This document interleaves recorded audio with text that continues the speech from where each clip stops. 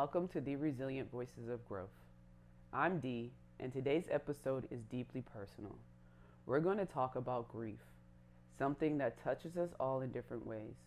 Whether it's the pain of losing someone to death or the heartbreak of someone leaving your life, grief can transform us.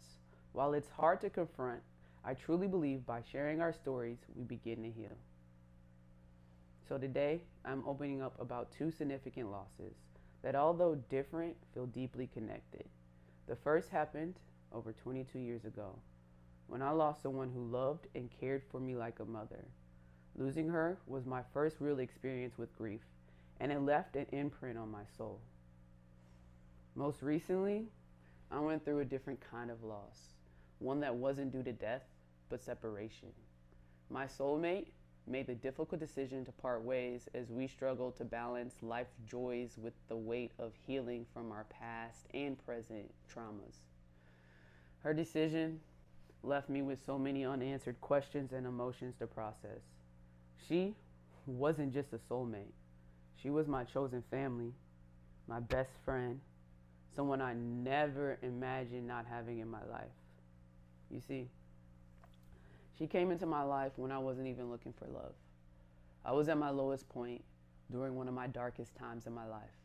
She saw me at my worst, and instead of turning away, she chose to love me.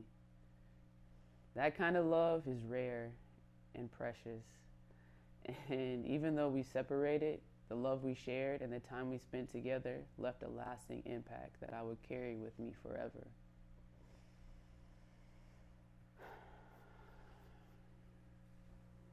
But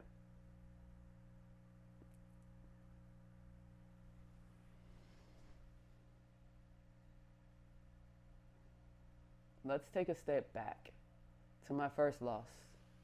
I lost a motherly figure who was a cornerstone in my life. She nurtured me, guided me, and loved me unconditionally. Losing her felt like losing a part of my foundation. For years, I carried that emptiness, unsure if I'd ever feel that kind of love again. And fast forward to my soulmate. She entered my life, like I said, at a time when I was struggling deeply. She saw all of my broken pieces and chose to love me through them. But life has its challenges, and over time, that struggles became a different kind of grief. One not caused by death, but the painful reality of our separation. The pain of that separation feels like a profound loss. It's a loss of what we had, the loss of the future we dreamed together, and the understanding that sometimes love isn't enough when healing is needed. Both of those losses, though very different, have shaped me. The love and understanding I received from both these relationships remain a part of me, and losing them has left me learning how to navigate life without two of the most important people in my world. What's fascinating is how grief from both of these losses feels so similar. Even though the love I lost with my motherly figure and the love I have with my soulmate were different, it's a deep kind of pain that makes you question how to keep moving forward. Both the love of these women,